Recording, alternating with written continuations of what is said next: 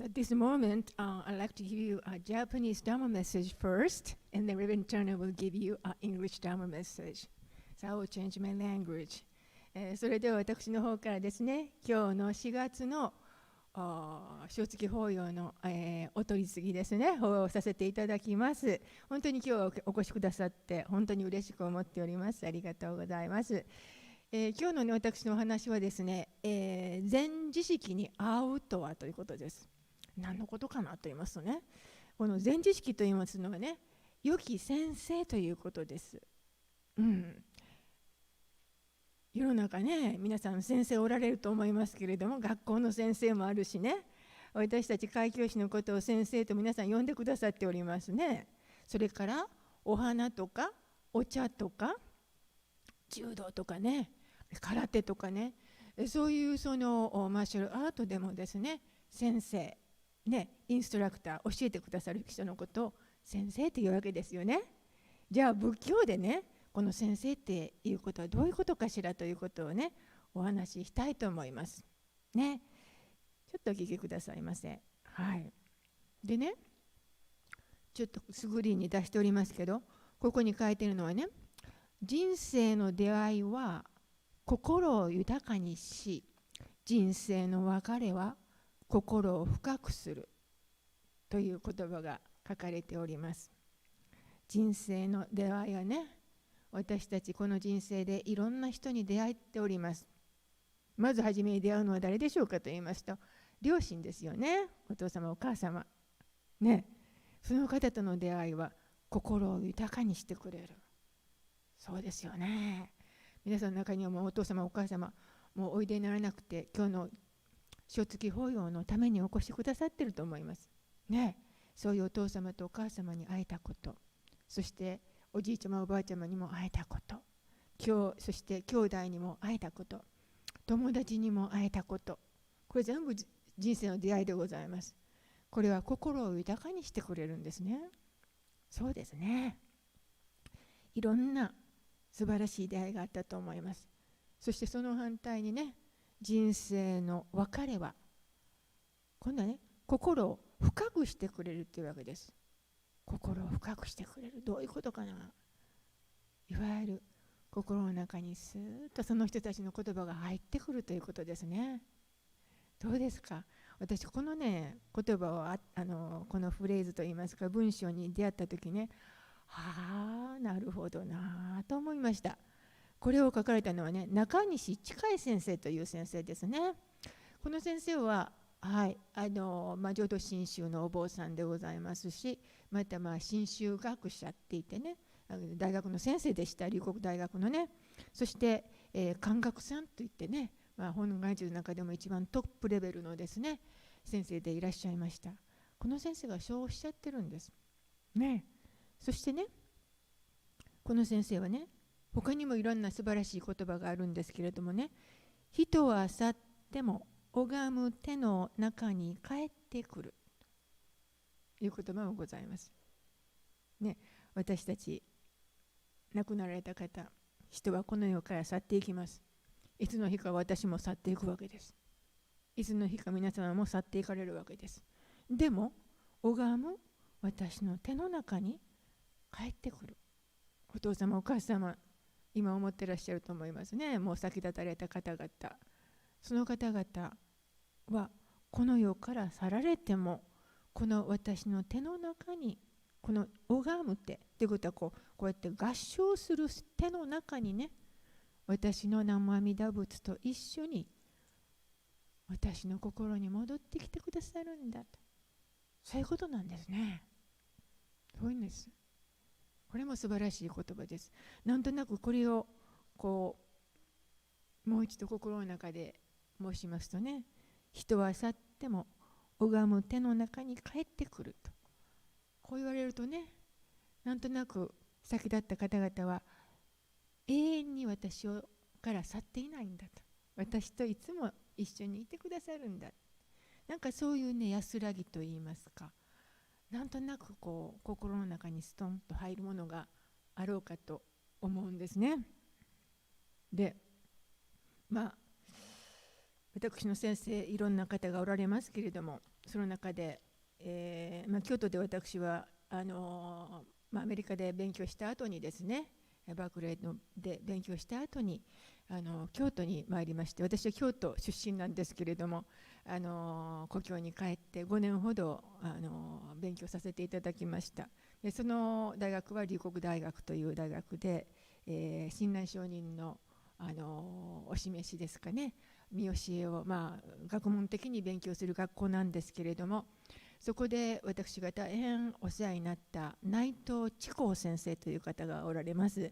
内藤知光先生は友安先生ともおっしゃいますけれどもね、この方も大変素晴らしい、官学様で、大学の教授で、また福井県のご住職でいらっしゃいましたけれども、この先生がですね、2月の28日に急にね、往生されたんです。で、私その秘宝を聞きましてびっくりしましてね、もうちょうどその 2,3 週間前にズームで会ってたんですね。ところが先生はちょっとした事故でですね、往生されました。急なことでした。で、本当にね、今でも信じられないぐらいですね。本当かなと。今でもなんか京都に帰ればなんか会えるようなね気がするんですけれどもね、この先生を思い出しながらね、この先生とは本当に私はいろんなご指導を受けたわけです。5年間勉強した間ですね、修士とそれから博士課程で勉強して、ずっと私の指導教授でした。ですから心の中では初めはとても怖かったんですね。というのは私が全然もう理解が浅いということでですね、その自分の無知を思いながら先生とお話しするときは本当に先生のお目が見えないぐらいですね、私は本当に小さくなってたんですけれども、でもある日論文ですかね、修士論文を書いてそれを提出した後ですね、先生にちょっと質問があってお時間をいただいたときにですね、先生は本当に私を座ったらいいよここでね、何がおかしいんだ、何が分からないところがあるんだって言ってくださってね、もう本当に優しくご指導いただきました。で、私は今まで私先生のことをすごい怖いなと思ってたのは私がそう思ってたんだ、先生はこんなに優しくてこんなに私を包み込んでくださってご指導してくださるんだなっていうことをね、本当に私ねありがたくいただいたわけです。で先生とはですね、ゼミといいまして、いわゆる勉強会の生徒と一緒にですね、いろんなこの日本の各地にも旅行に一緒に行きましたし、それからモンゴルにも行ったりね、いわゆるその阿弥陀の森に木を植える運動とかですね、それからスリランカにも一緒に行きました。仏石を巡るということで、そして、カナダにも一緒に行って、この北アメリカ、ノースアメリカにも先生来られたんですね。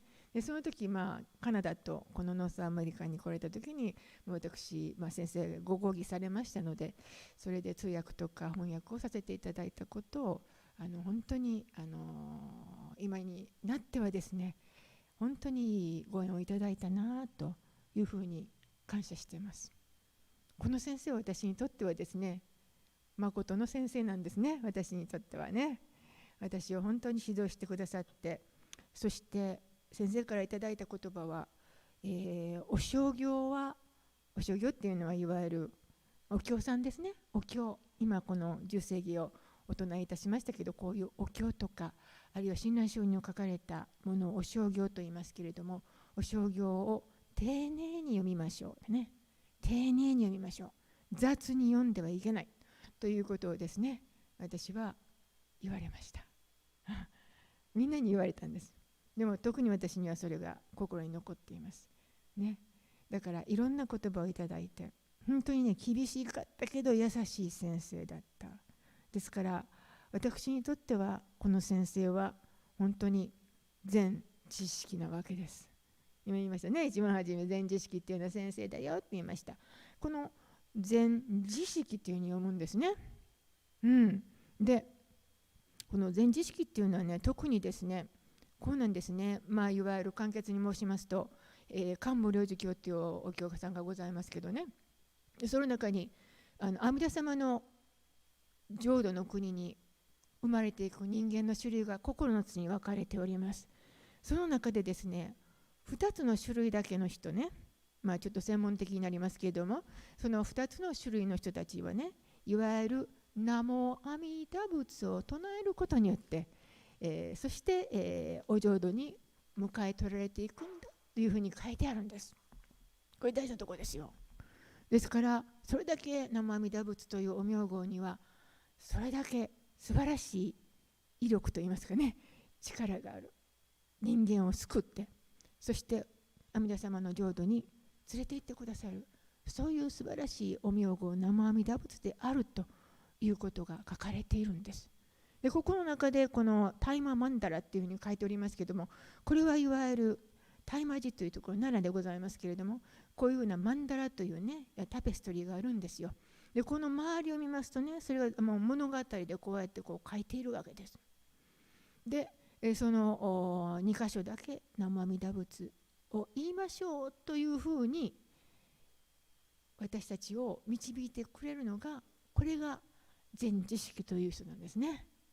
ですからもう最後の最後の時、もう臨終間際、私が最後のこのラストモーメントにこの True Teacher come to you and say 南無阿弥陀仏、そういうわけです。これが善知識 Good Teacher なんですね。そうなんです。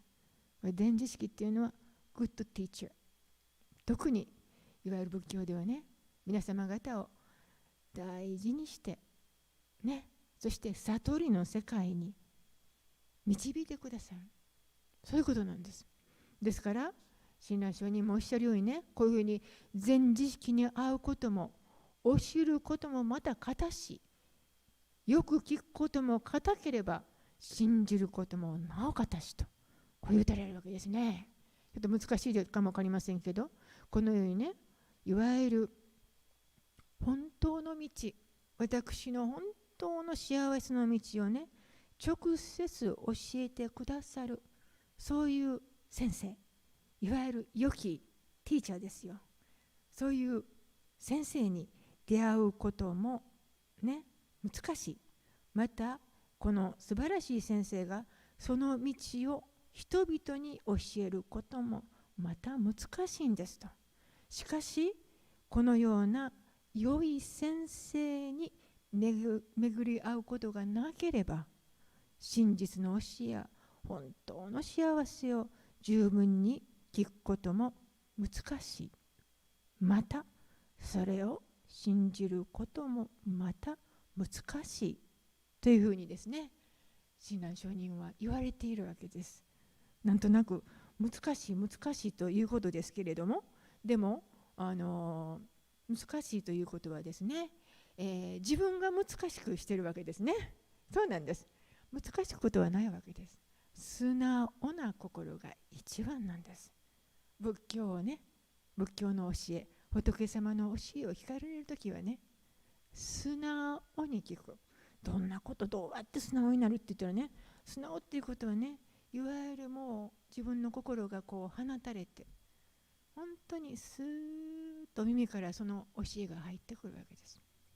いやそんなことはないとかね、いやいや、そういうふうなね、こう疑いの心ではなくしてね、素直に聞くということです。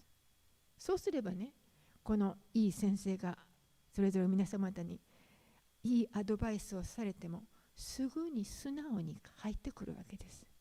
そうなんですね。だから人生で素晴らしい先生に会うということはとても難しいけれども会うことは可能であるということです。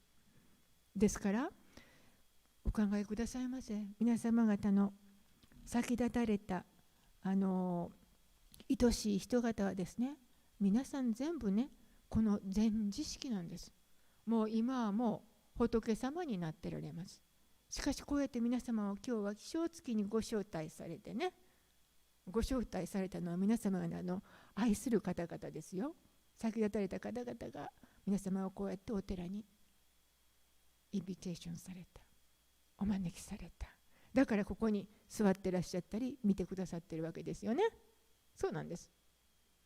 だからその方々は素晴らしい先生方です。その先生の導くに私たちは素直に聞かせていただく。そしてこうやって合唱すれば、亡くなった方々はこの私の合唱の中に戻ってきてくださるということです。そしてその中で、この人生にで会えてよかったねって思いませんか？亡くなった方々、私は父や母と縁があって、親子の縁ができて嬉しかったなって、お友達だったら会えてよかったなって、そう思うわけです。そこで初めてありがとう、南無阿弥陀仏とこうなるわけですね。そうです。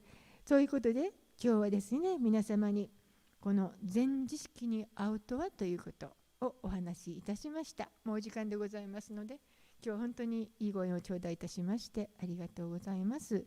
では合唱して私の日本語を終わらせていただきます。Join me 合唱 please。 南無阿弥陀仏、南無阿弥陀仏、南無阿弥陀仏、南無阿弥陀仏。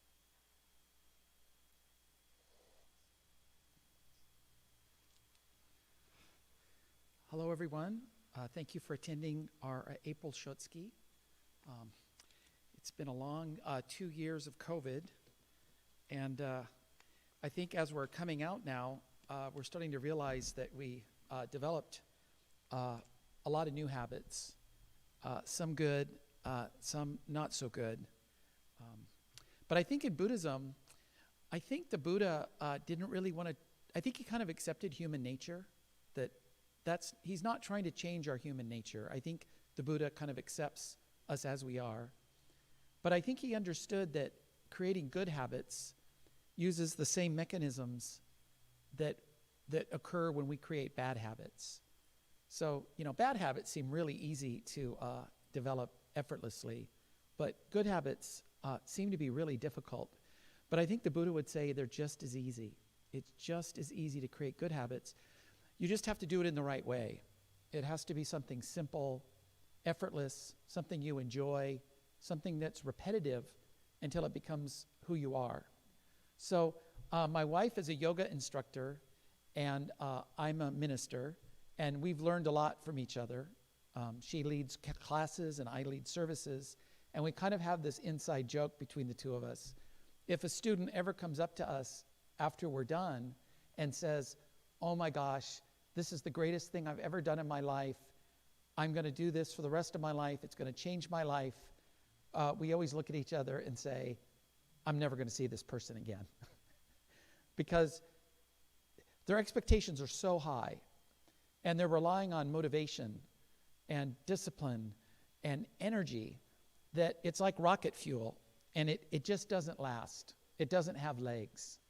So what I wanted to do today was kind of show you kind of an effective way, a more effective way to realize change in your life.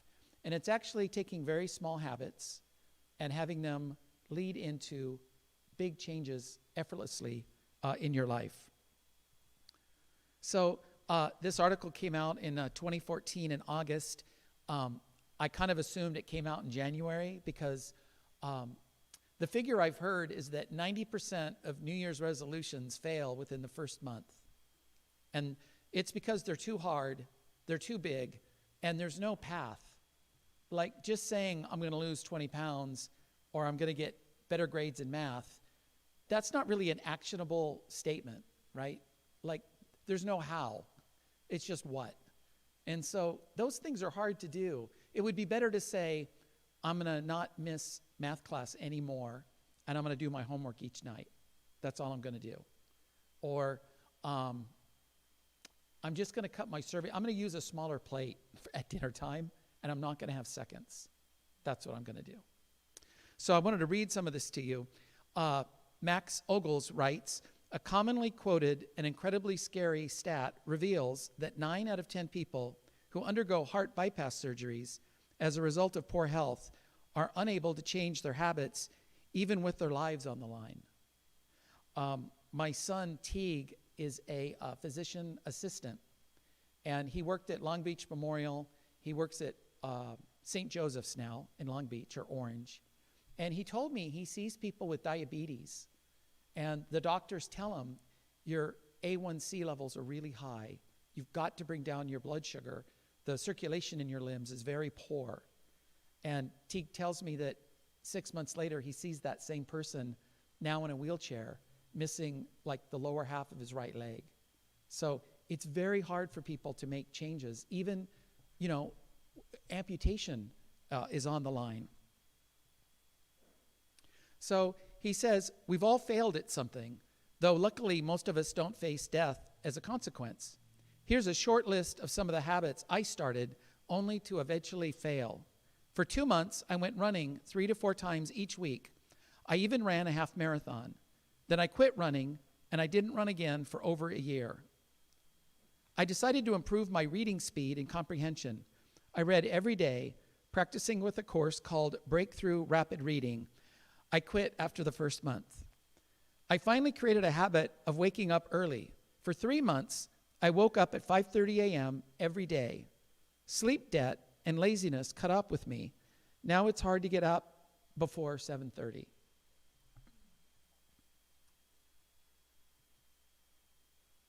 He says, thankfully, these failures didn't have any significant consequences attached to them. My life would be slightly better if I'd kept them up. But even without them, I can be pretty happy and content. But the thing that bothers me is that each time I felt that these were habits firmly in place. I had done them consistently for fairly long periods of time before I failed. I had mastered self-control, exercised willpower, and shaped my life with these new productive routines. But each time, the final outcome was a miserable regression back to the status quo. And it's because he was relying on self-control and willpower and motivation. So if you want to do something once or for a month or two, you can be very successful. But if you want to do something for the rest of your life, you have to find a way to convert something very simple into a lifelong habit. And so in the Buddhist tradition, you already know how to breathe, you already know how to speak, you already know how to walk, you already know how to bow, and you already know how to put your hands together. So it's something very easy, it's something you already know how to do. And those are the practices in the Buddhist tradition. So the number one reason. So what the heck happened? The reason these habits failed for me, and the number one reason people give up on good habits generally, is that they just aren't enjoyable. They're not fun. It's a simple truth. You are less likely to continue doing something that you do not enjoy. So he presents this habit success matrix, and I've been told that good consultants, when they speak at corporate events, you're supposed to only have a 2x2, because that's the only thing that we can understand. But what he says is on the upper left, there are behaviors that you do, and then on the lower right, there's behaviors that you enjoy. So if you take behaviors that you already do, and you also enjoy them, then you move up into this upper right quadrant of something that's easy to maintain. And I would say that's where bad habits live, right? You do this behavior, you enjoy the behavior, it's a bad habit. So what we have to do is find ways of doing this with good habits. So there's a behavioralist named B.J. Fogg, and he came up with this behavior grid, and it breaks the 2x4 rule. I think this is a 5x3. It's way too complicated, and every time I explain it, I get confused. But he talks about dot behaviors that you do once. Like, for instance, I painted my living room, ceiling, and living room one time. I did a really good job, and I've never painted since. That's a dot behavior. A span behavior is maybe not eating salt for 2 or 3 months, running for 2 or 3 months. You can do dots and spans by relying on motivation and willpower. And so he goes through here. You can either, a one time or over 30 to 40 days, there's 5 different ways you can do things. You can do a new behavior that you've never done before, like painting the living room. You can do a familiar behavior. You can increase a behavior's intensity or duration, so you could do more of something that you already do. You could decrease something that you really shouldn't be doing. And then black behavior, you just stop doing it cold turkey. So a lot of people can quit smoking for a month or 2 months or a day, but it's very hard to do it over a long period of time. So he says you can be very, very successful in these behaviors with willpower, determination, discipline. But he says if you want to do a path behavior, something that you do from now on, it's a lasting change for the rest of your life, this is the only one that works. And he's done the research. So you need to do something, you have to do a familiar behavior from now on. So what he says is he says the problem is, like for instance, my wife's a dental hygienist, and she actually cleans my teeth, which is kind of weird, but she's good. When you go see the dentist, what's the first thing they ask you? They always say, have you flossed? Have you been flossing? Well, I always floss like the day before my appointment, and I can always say, yes, I flossed yesterday. So he says it's not that I don't know how to floss. It's just that I've never converted that into a behavior, a habit, something I have to do before I go to bed at night. So brushing my teeth, I can't go to bed at night unless I brush my teeth, right? I have to brush my teeth. And I've just never been able to do that with flossing. So we're going to listen to 3 short video clips, about a minute each, of BJ Fogg explaining how to take a very simple habit that you know how to do, and you do it very small, like 1 push-up, floss 1 tooth, until over time it gradually becomes ingrained as an effortless behavior without thinking. One other way of changing your behavior long term, and I'll give you a hint, it does not have to do with motivation. Surprise. Motivation actually applies to other kinds of temporary behavior change, but not long term. In other words, relying primarily on motivation to change your behavior long term is a losing strategy. And similarly for willpower. So if you can take those off the table if you make the behavior change tiny enough. Now in this grid, this is where habits live, blue path. It's something familiar that you do from now on. And if you make that very tiny, like 2 push-ups, floss 1 tooth, and so on, it's very easy to repeat and make that become a habit. Think about it this way. You already know how to floss all your teeth. That's not what you're lacking. What you're lacking is the automaticity of flossing. So you don't need to train flossing all your teeth. You need to train making it automatic. So a friend of mine is trying to run regularly, and they get really excited, and they signed up for a race. But I talked to him like a week later, and he's not running at all. And he says a lot of times when he gets home from work, he doesn't feel like running. But that's also another mistake. You're just setting another barrier. If you have to reach a mental state of feeling motivated to want to run, you're just creating another barrier. So another approach is you just say, I'm going to go out and I'm going to walk. Or I'm going to go out and I'm just going to run 10 minutes. And if you run 10 minutes and come home, that's great. But usually after about 10 minutes, you start to get in the rhythm, and you may end up running a mile. So that's another thing. This thing about wanting to do it or feeling motivated to do it, or you only do things when you feel like it, that's just another barrier you're creating for yourself. Some of the great writers, they would write an hour every day. Even if it was awful, they would just write an hour a day, every day.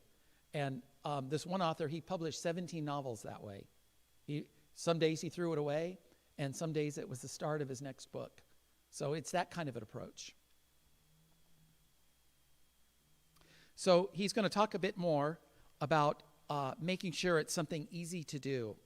And I think in our tradition, our practices are very easy to do. We chanted the Jusege today. It's not very long. It's only 220 characters. It's monotone. The breathing is easy. Anybody could come in and chant the Jusege without any training. And after a while, I actually really enjoy it now. I've memorized it. I've actually memorized the Jusege just because I've chanted it for 20 years. I never sat down and studied it, but I just know the next line because it's part of me now. It's become a habit. There are three things that have to happen at the same moment to cause a behavior. Number one, there has to be some level of motivation. You got to want to keep your teeth clean. You got to want to get stronger with push-ups or something like that. Next, you have to have the ability to do it. And then there has to be a trigger. Now, when I say trigger, I mean call to action. It's the thing that says, do push-ups now. Floss your teeth now, and so on. And it's these three things together. When they combine at once, then the behavior will also occur. A behavior, whether it's floss your teeth, do push-ups, what have you, send a thank you note. Now, motivation and ability are trade-offs. And this line, this curved line, represents that trade-off. And if you're anywhere above the line and the trigger occurs, you will do the behavior. So let me give some examples of this. Here below the line, let's say I want you to run a marathon, and you have no motivation to run a marathon. Both low motivation and it's hard. When I say run a marathon, you're not going to do it, no matter how many times I make that call to action. In contrast, if I say, oh, walk outside and walk back in, maybe 30 seconds, simple to do, you're above the line. You may not be very motivated, but because it's so easy to do. Now let's move up here. It's hard to do. I'm asking you to do something very hard. In order to do something that's difficult, you need high levels of motivation. In fact, I think that's the purpose. That's the only use of motivation in our lives, is to allow us to do hard things. And if we're not doing hard things, we don't need that much motivation.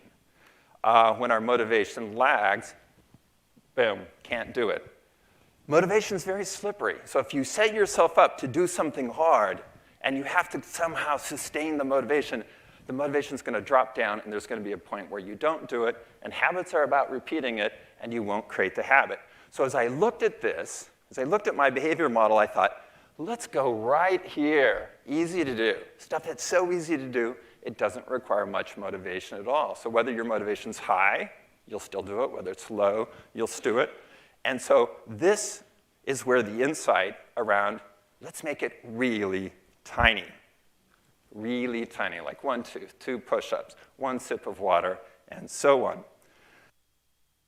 So, this seems hard to imagine, but this is how you would get good grades in math.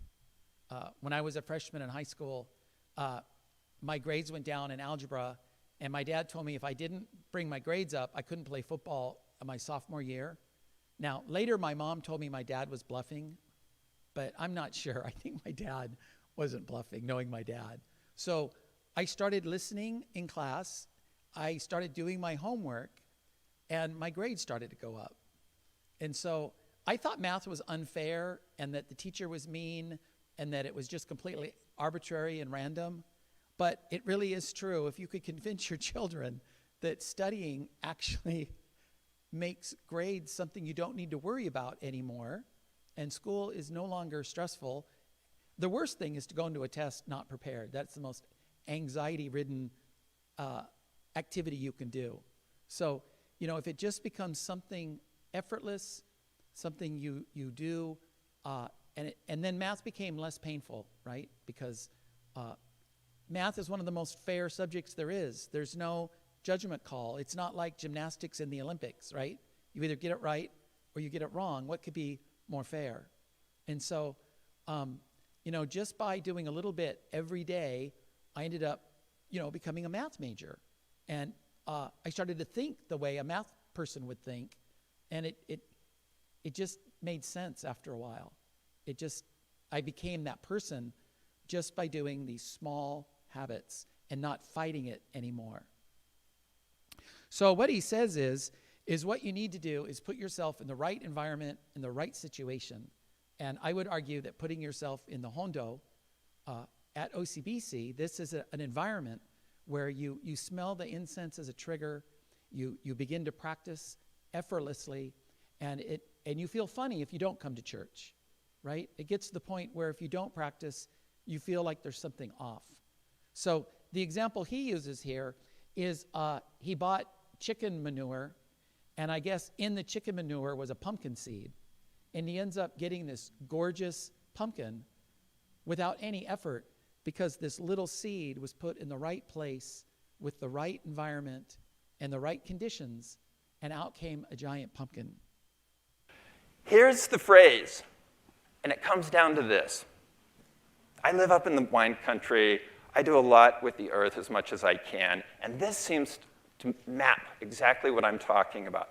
Plant a tiny seed in the right spot, and it will grow without coaxing. The tiny seed. This pumpkin came from a tiny seed that actually we didn't even plant. It came from the chicken manure that we put in the garden, and it grew. We didn't have to do anything to it. It just grew. Tiny seed in the right spot. So I encourage you to look at your lives, look at what you want to change, break it down to tiny behaviors, and put them in the right spot. The right spot is after something you're already doing, and allow it to grow. You don't have to amp up motivation. You don't have to draw that much on willpower. All you have to do is plan it out and let this natural process emerge.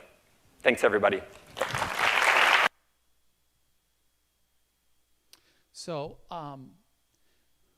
so like when you come to temple, don't have high expectations. Don't expect your life to be reinvented in a month, right? It's going to take time.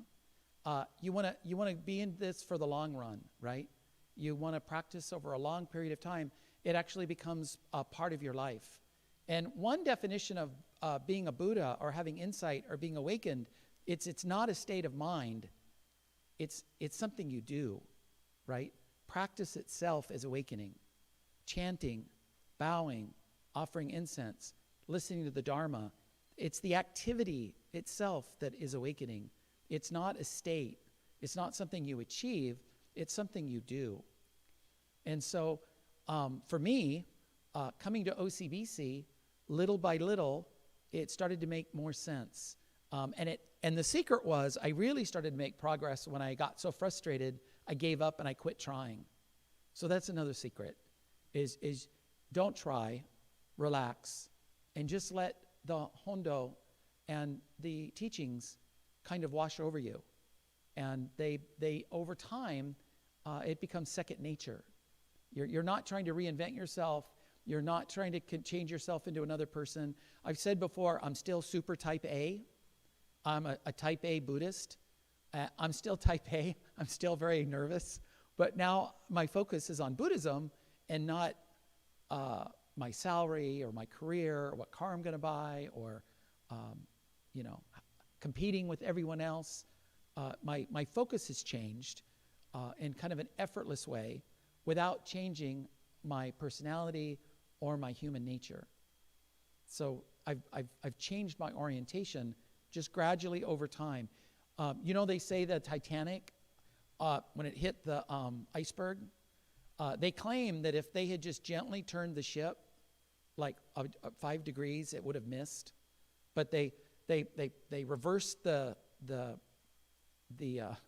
propellers, and they tried to make a hard turn, and it started to cavitate, and there was all this turbulence, and it wasn't able to maneuver anymore, and it crashed into the iceberg.